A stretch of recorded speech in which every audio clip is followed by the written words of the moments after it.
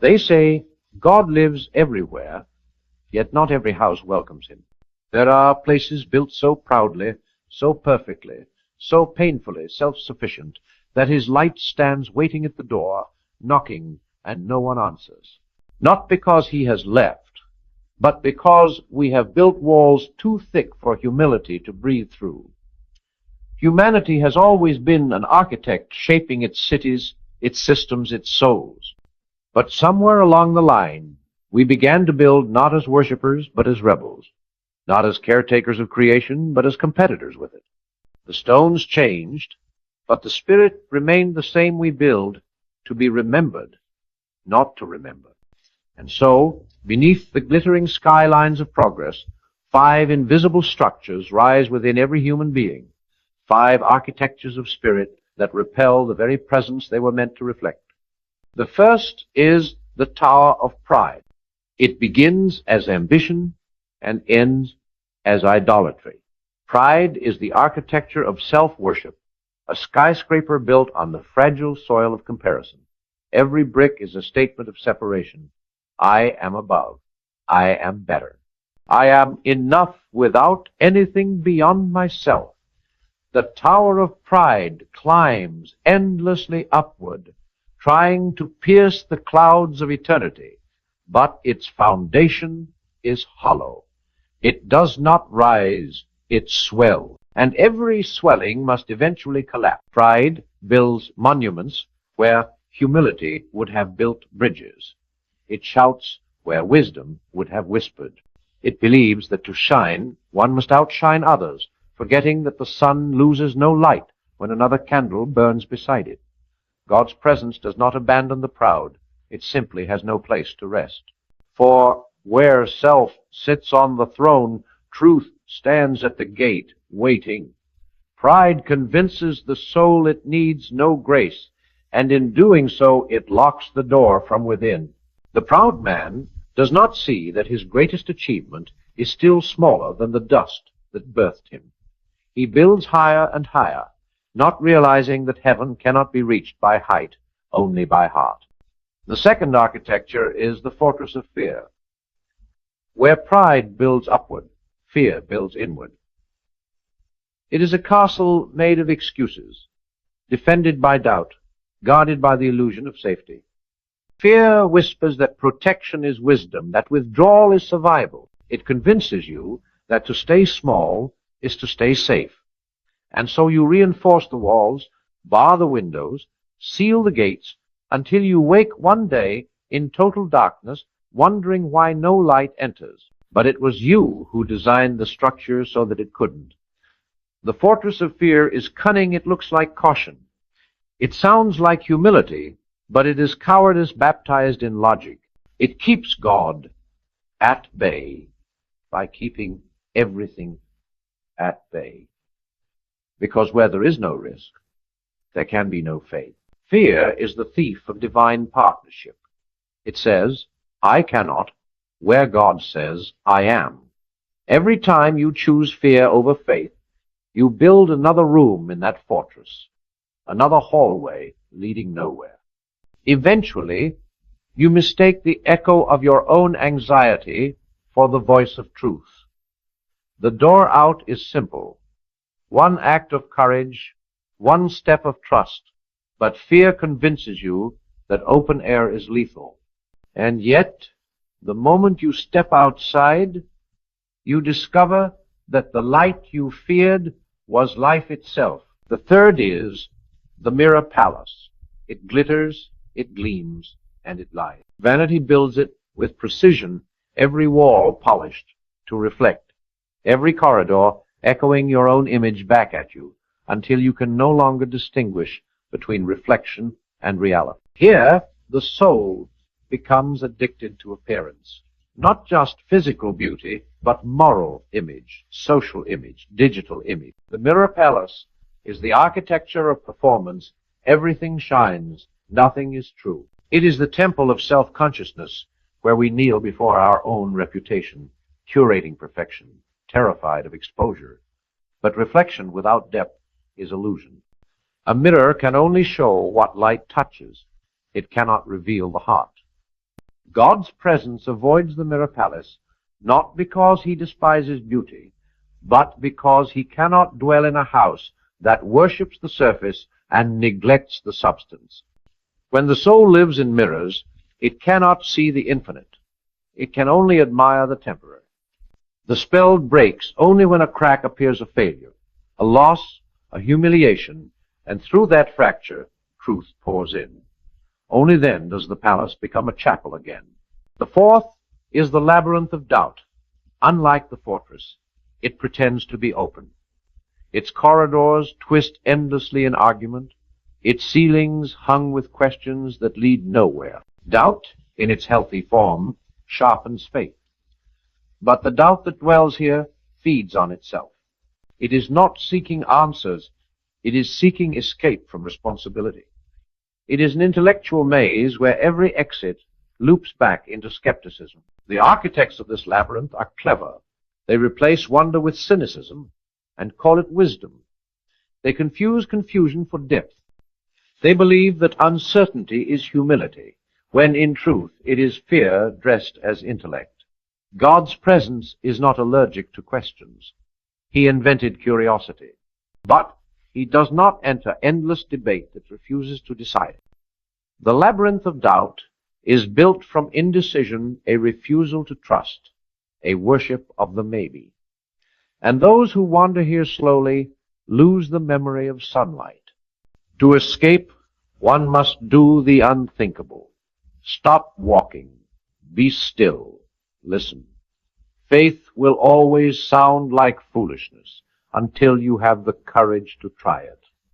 The fifth and final architecture is the factory of greed. This one hums loudly, glowing with endless movement. Here the soul becomes machinery. Productivity replaces prayer.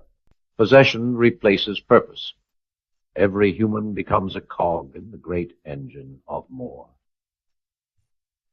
The walls are covered in screens, the floors in noise, the air in exhaustion. Greed does not look evil here. It looks efficient, it looks modern, it looks successful. But what it truly produces is emptiness. The more you make, the less you feel. The more you consume, the hungrier you become.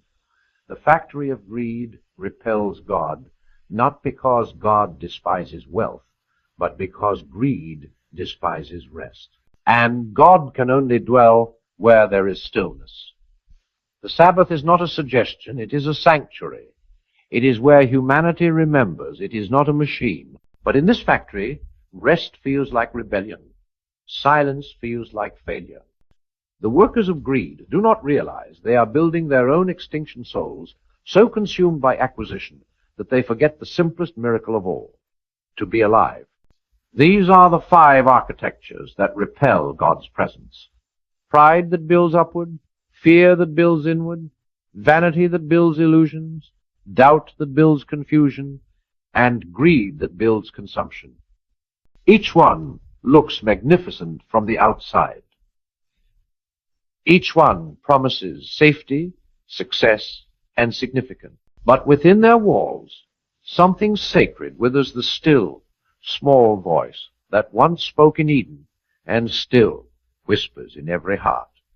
The miracle is that every architecture can be rebuilt. The tower can become a temple of humility. The fortress can become a home of trust. The mirror palace can become a house of authenticity. The labyrinth can become a garden of curiosity. The factory can become a field of generosity. For God is not repelled forever. He waits for reconstruction. And that reconstruction begins with surrender, the demolition of the old blueprint. You must tear down what your ego built to make room for what grace intends to raise. You must look at your ruins and see potential, not punishment. You must become an architect again, but this time not of walls, but of windows. Let the light in. Let gratitude be your cornerstone, discipline your scaffolding, love your ceiling, truth your floor. Build not to be seen, but to see. Build not to reach heaven, but to host it. For the presence you seek has never been far. It was simply waiting for space. Every life is a city under construction. Every day you lay bricks of thought, words, and action. Ask yourself, am I building monuments to myself or homes for the divine? The difference is subtle, but eternal. One crumbles with time, the other grows into timelessness. You do not need to seek God in temples made by hands. You are the temple. What you build within determines what dwells within. The world will tell you to build faster, higher, louder, but heaven whispers otherwise. Build deeper, truer, quieter, because the strongest architecture is invisible. It is the structure of the soul that stands unshaken when storms come, when applause fades, when everything material is stripped away, and only the essence remains. So tear down your towers, open your gates, break your mirrors, walk out of the labyrinth, turn off the machines, step into the open air of grace. There, in the ruins of everything false, you will find the presence you thought was lost, waiting, patient, eternal, smiling, as if it never left. Because it never did. There is a strange irony in the human heart. The same hands that crave heaven often build walls that keep it away. We desire peace, yet construct systems that exhaust us. We pray for meaning, yet chase illusions that drown it. Each of the five architectures is not simply a metaphor. It is a mirror, a reflection of what happens when mankind forgets that the soul, too, is a structure requiring maintenance, humility, and light. Let us walk slowly through each design, not as tourists of tragedy, but as architects of awareness. For only by seeing what we have built wrong can we rebuild what is right. The tower of pride is always the first to rise, for pride builds quickly and falls beautifully. It begins innocently with confidence, with competence, with achievement. But somewhere along the way, confidence forgets its source. Success blinds its own student. The tower grows taller, the view expands, and the man who once gave thanks to heaven now points to himself. Look what I have made, he says, unaware that he is repeating an ancient error spoken first by Lucifer in the halls of light. Pride is not evil because it dreams high. It is evil because it dreams alone. It severs the soul from the source, imagining independence where there was always interdependence. The tower rises on the foundation of comparison, brick by brick of ego, mortar of validation. It blocks the sky even as it tries to reach it. And when lightning finally strikes, as it always does, the man at the top calls it tragedy, not realizing it was mercy. For pride cannot coexist with divinity. One must fall for the other to reign.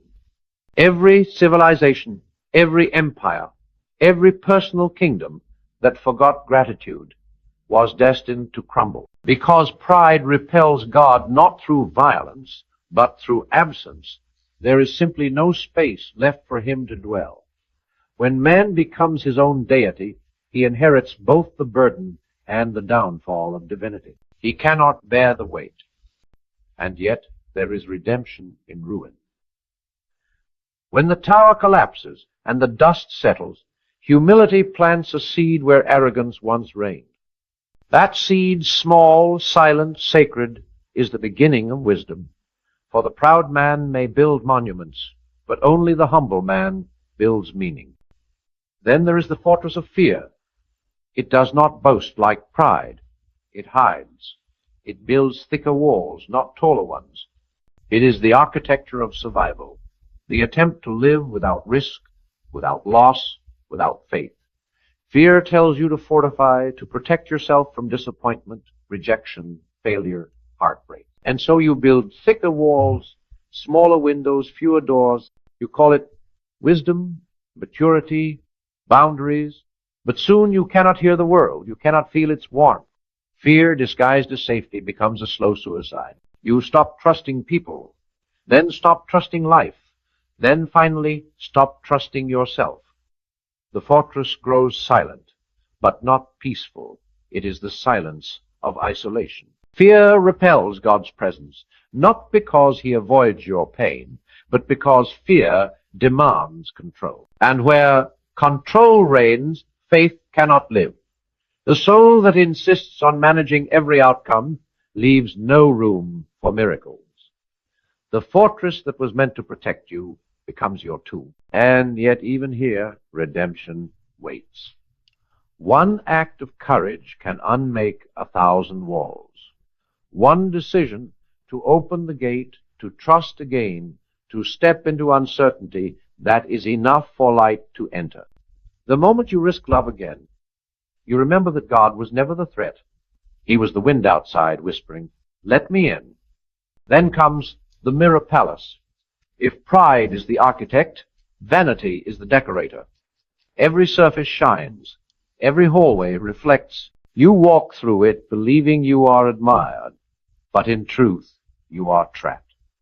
The mirrors multiply your image until you mistake your reflection for your identity. This is the age of mirrors, social media, self-branding, endless performance. We live to be seen, not to be known. And so the mirror palace becomes the cathedral of the modern soul. Every post, every purchase, every accomplishment becomes a pane of glass polished for others to admire. Yet behind the glass, emptiness echoes, because in the pursuit of being seen, we forget how to see ourselves. The danger of the mirror palace is that it feels holy. It feels productive, connected, adored. But it is hollow. God cannot dwell in reflections. He lives in realities. His presence is not drawn to the flawless, but to the honest. The mirrors must crack before light can enter. Sometimes life cracks them for you through failure, heartbreak, loss of reputation, and though it feels like ruin, it is rescue. For what breaks your illusion reveals your essence. And when the mirrors shatter, you realize something beautiful. You were never meant to reflect yourself, but to reflect Him. The divine does not seek perfect glass, only clean glass. Let your cracks remain. They are proof that light passed through. The labyrinth of doubt is subtler. It does not look like rebellion. It looks like sophistication. It calls itself reason, intelligence, enlightenment. The labyrinth has many doors, each leading to another question, another theory, another explanation. The soul that enters believes. It seeks truth. But over time, it forgets what truth even is. Doubt becomes its own religion. The tragedy of the labyrinth is not that it questions God, honors questions, but that it never stops questioning. It seeks not to find, but to avoid finding, because to find is to commit. And to commit is to surrender. The doubter fears being wrong more than he desires being right. So he walks forever in circles, mistaking motion for progress. The divine presence does not vanish from such a soul. It waits patiently in the center, like a quiet heart, waiting to be rediscovered. But to reach the center, you must stop moving. You must rest. You must silence the arguments and listen for the whisper. The exit is not at the edge. It is at the still point within. Faith is not the death of thought. It is the fulfillment of it. And finally, the factory of greed, the busiest of all. It roars and shines and dazzles. It produces endlessly and rests never. It measures worth in numbers, identity and net worth, purpose and productivity. It has no windows, only clocks. In the factory of greed, time is God and man is machine. This factory builds everything except meaning. It builds houses, not homes, careers, not callings, fame, not fulfillment. It promises abundance but delivers exhaustion. Greed repels God not because he hates wealth, but because greed worships scarcity. It says there is never enough, and in doing so blinds itself to the infinite. But when the machines stop, when illness, loss, or awakening halts production, the worker finally hears the silence he's been avoiding. And in that silence, a different rhythm begins the heartbeat of grace. He realizes that enough was always here, that the presence of God was not in the noise, but in the stillness between it. The five architectures are not external monuments. They are internal blueprints. You build them every day in your thoughts, your reactions, your choices. And the miracle is that every one of them can be transformed. Pride can become reverence. Fear can become faith. Vanity can become vision. Doubt can become curiosity. Greed can become gratitude. Every structure that once repelled God can become a cathedral of his return, because God is not repelled by imperfection, only by pretense. He does not require gold ceilings. He asks for open doors. He does not demand perfection. He desires presence. The same presence that waits at the edge of every human heart, whispering, "Tear down what is false, and I will fill what remains." You are not cursed for building wrong. You are invited to rebuild right. Life itself is the divine architect's mercy, a daily renovation of the soul. Every morning you awake is a blueprint unrolled anew, an opportunity to build with truth this time. Do not waste it on walls. Build windows, build bridges, build rooms large enough for grace to dwell in. And when you do, you will feel something sacred, not loud, but luminous.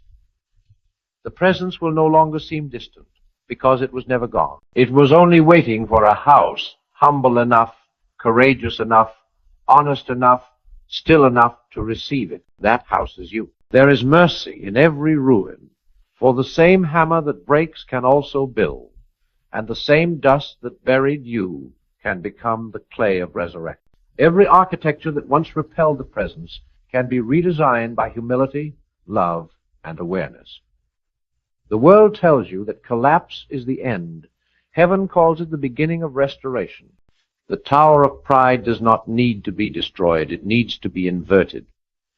Turn it upside down, and it becomes a well, a place where water, not worship, collects.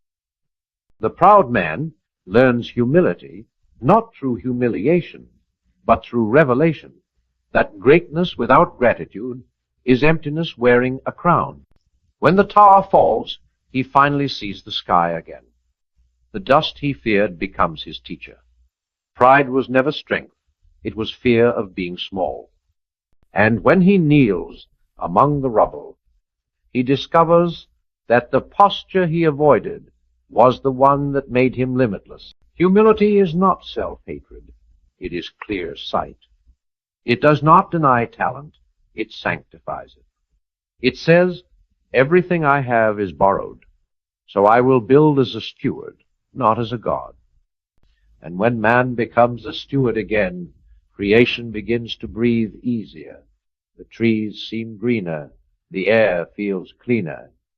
Because humility restores harmony. It puts things back in order. It reminds the soul that heaven was never reached by height, only by depth. Go deeper into service, deeper into honesty, deeper into gratitude, and you will rise higher than any tower of ego could ever take you. From there, the fortress of fear begins to tremble. Its walls, once cold and impenetrable, start to warm beneath the touch of courage. Courage is not the absence of fear. It is faith moving through it. Every gate you open dismantles an illusion. Every act of trust chips away at the stone. Fear told you that control was safety, but courage teaches you that surrender is strength. You were never meant to barricade yourself from life. You were meant to walk with it hand in hand, trusting that even pain serves a holy purpose. Fear isolates, faith integrates. It connects you back to everything living, to people, to beauty, to mystery. When you finally open the gate and step outside, you realize that the wilderness you dreaded is not chaos. It is creation in motion. The birds you once kept out begin to nest in your heart, singing songs of freedom you had forgotten. You become lighter, freer, more alive. The presence you thought was missing was waiting in the open air all along. Next, the mirror palace begins to lose its shine. Vanity cannot survive in the presence of truth. The mirrors that once reflected your image now begin to reveal your soul. And it surprises you. There is beauty there, yes, but also tenderness, fragility, longing. For the first time, you look without posing. You see the person behind the performance. That moment of honesty is sacred. It is the first breath of authenticity. You begin to replace reflection with connection. Instead of asking, "How do I look?" you begin to ask, "How do I love?" The walls that once echoed your own name now resonate with compassion. You learn that transparency is not weakness but worship, because light can only pass through what is clear. And so the palace becomes a greenhouse, growing real things instead of illusions. You start cultivating humility instead of image, sincerity instead of spectacle. The applause fades, but peace enters. God was never impressed with mirrors. He delights in windows. Now the labyrinth of doubt begins to transform. Where there were once twisting corridors of confusion, gardens start to bloom. Doubt is not the enemy of faith. It is the doorway to it if you walk through honestly. The problem was never the questions. It was the refusal to listen for answers. The garden grows when you stop running and let silence speak. Stillness is the compass that reveals the center. And in that center, faith waits not as a doctrine, but as a present. Faith is not blind acceptance. It is sight beyond sight. It says, "I will trust the wisdom I cannot yet explain." The maze collapses when curiosity replaces cynicism.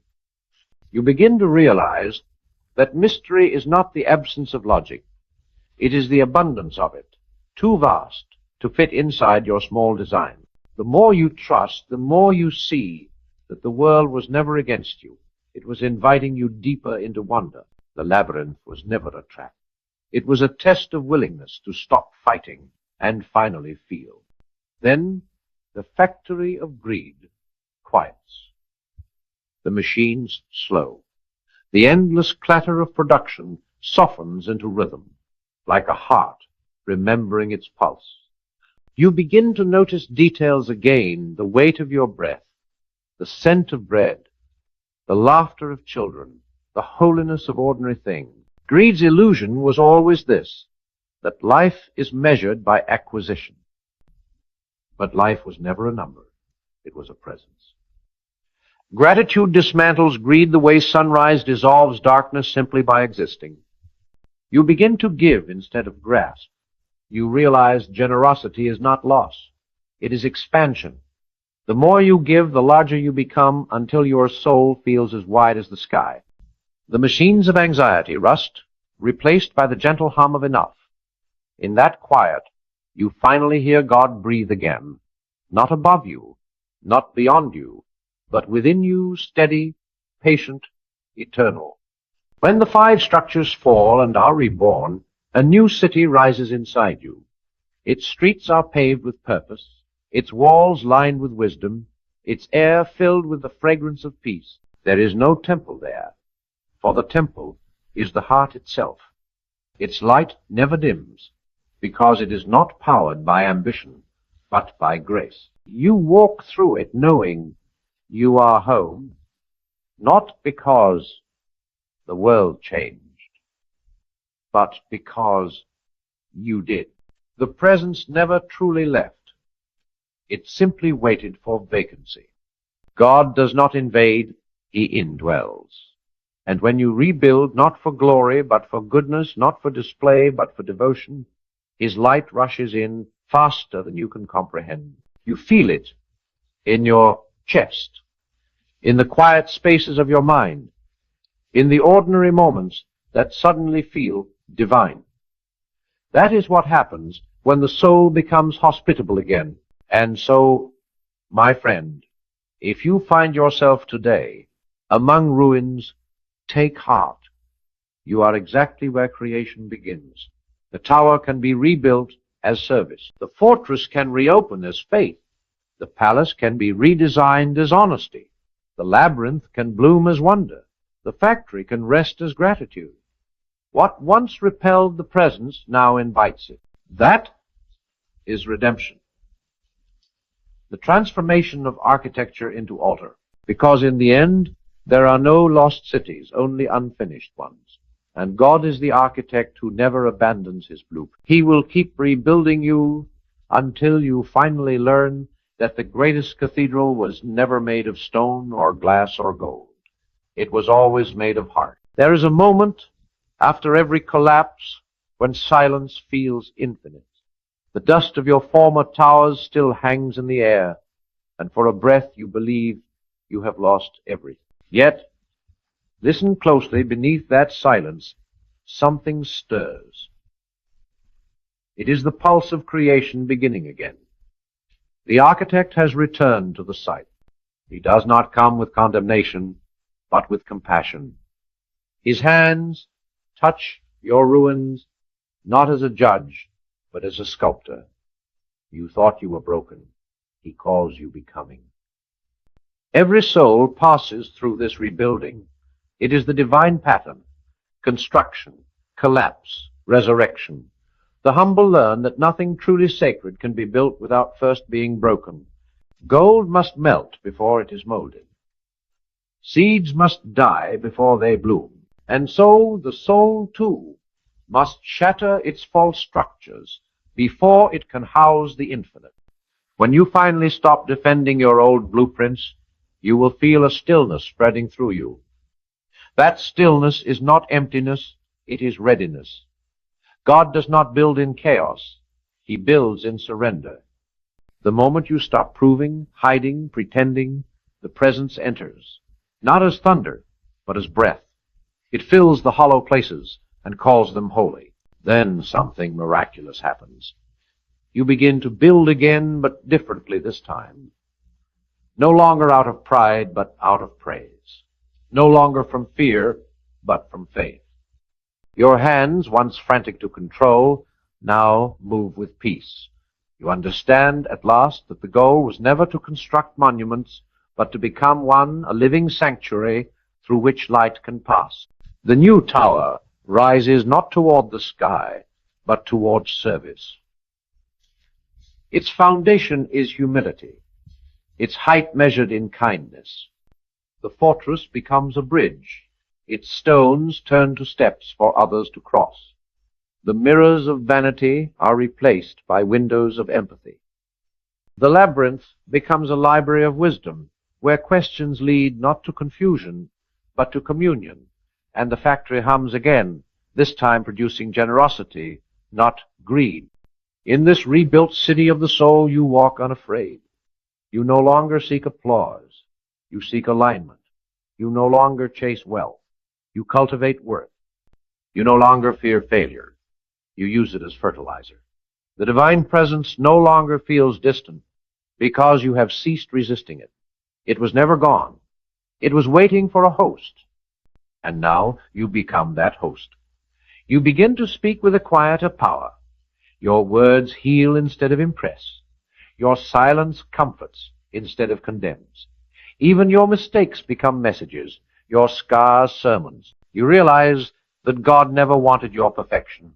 He wanted your participation. He wanted you awake. Look around at the world and you will see. We are all architects, every one of us, designing either prisons or temples with the materials of our minds. Every complaint is a brick. Every act of gratitude is a beam of light.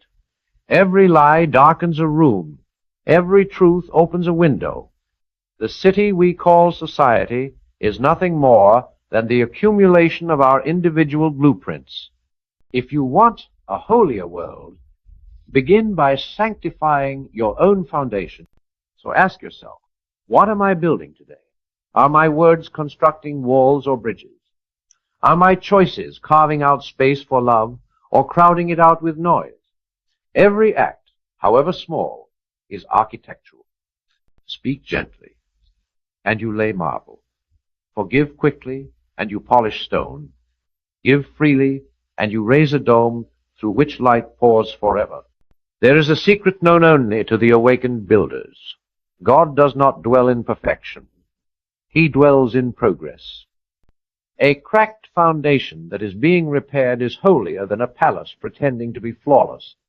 The divine light bends eagerly toward honest work. If you are still trying, still learning, still rising after the fall, you are already in His presence. And when you look back one day, you will see that every collapse was kindness, every detour direction, every delay design.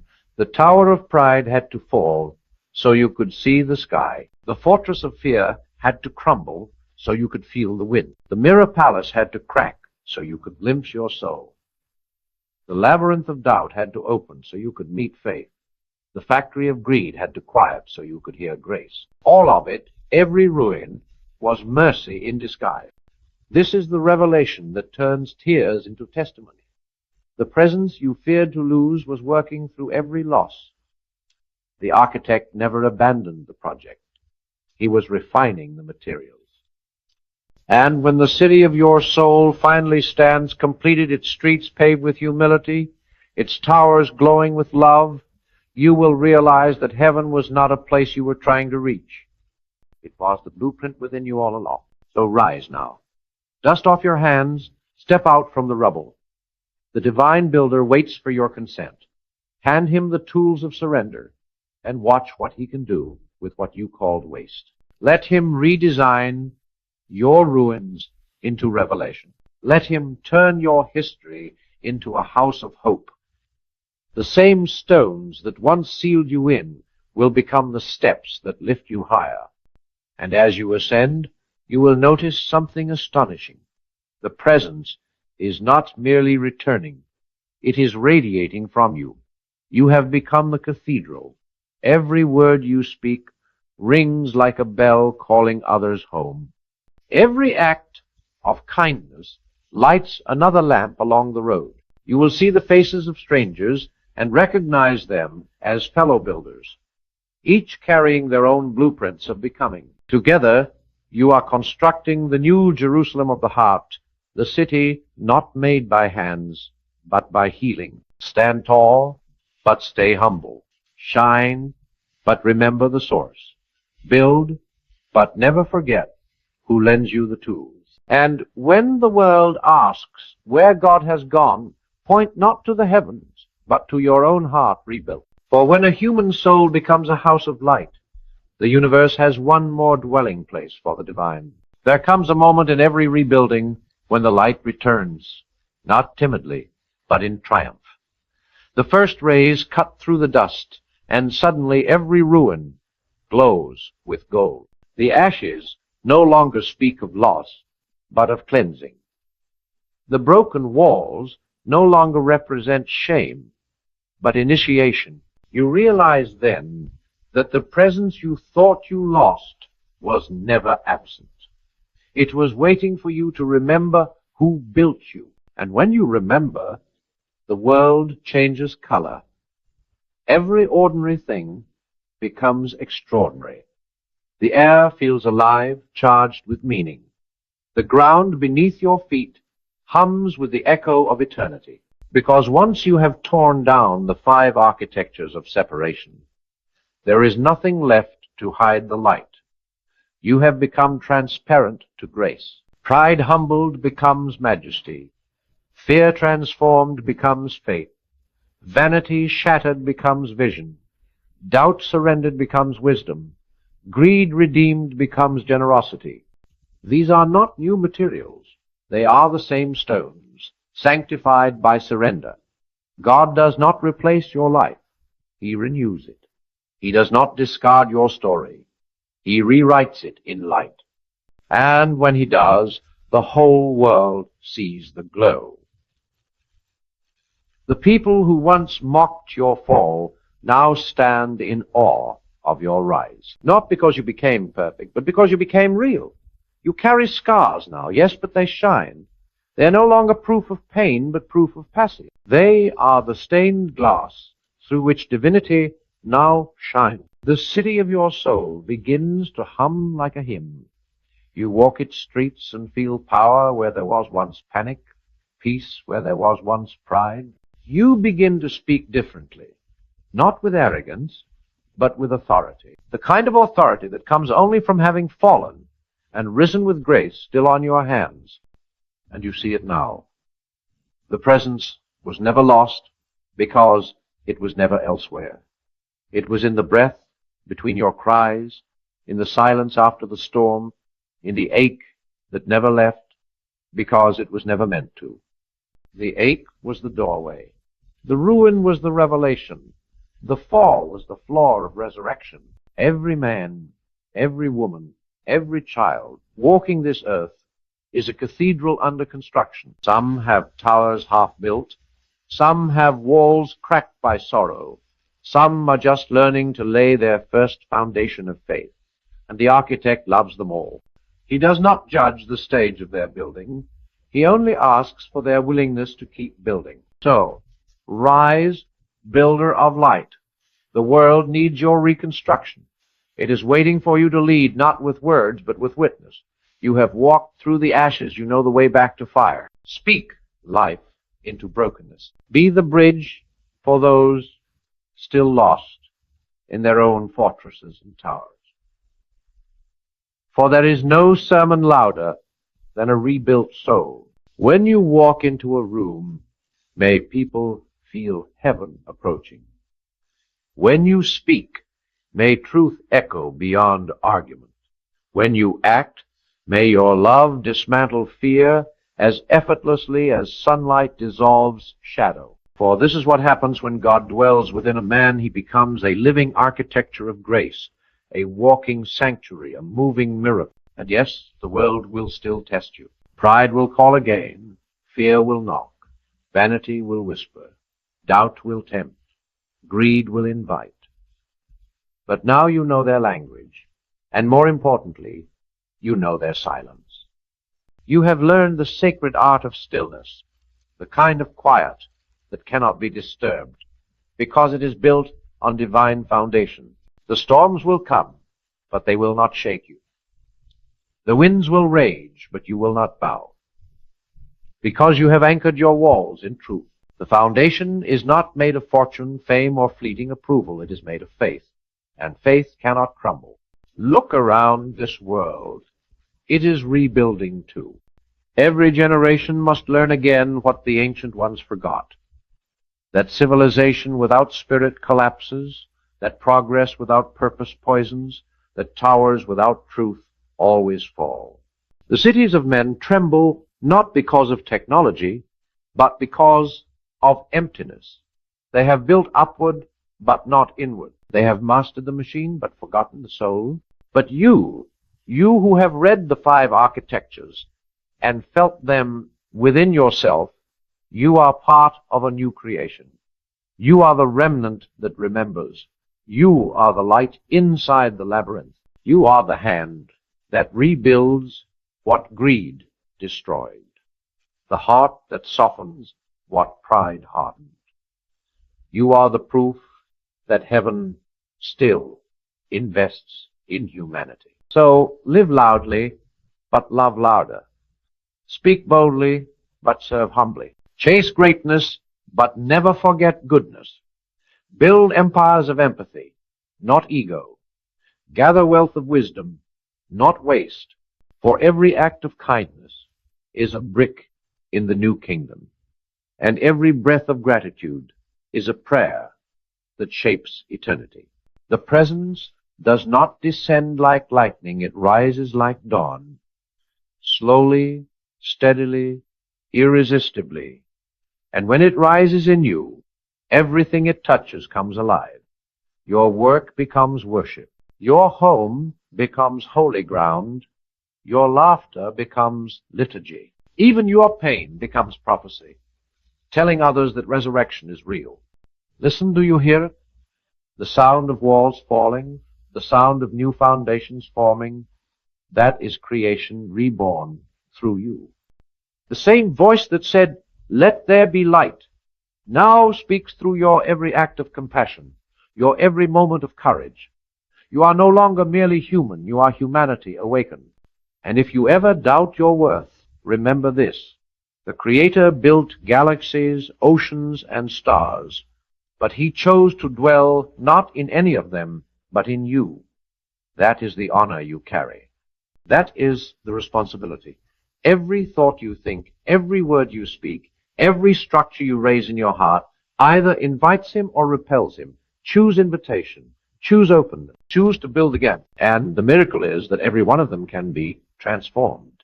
Pride can become reverence. Fear can become faith. Vanity can become vision. Doubt can become curiosity. Greed can become gratitude. Every structure that once repelled God can become a cathedral of His return. Because God is not repelled by imperfection, only by pretense. He does not require gold ceilings. He asks for open doors. He does not demand perfection. He desires presence. And the presence you feared to lose is already here. In the hammer of your heartbeat, in the scaffolding of your breath, in the cathedral of your becoming. And when the final stone of your life is laid, may it be said of you, here stood one who rebuilt what was broken, who turned walls into windows, who made room for God to dwell. The heavens will roar, the earth will rise, and the light that once seemed lost will shine from your soul like a sunrise that never ends. For this is the triumph of all reconstruction. The divine returns, not to the world we built, but to the hearts that remembered how to build again,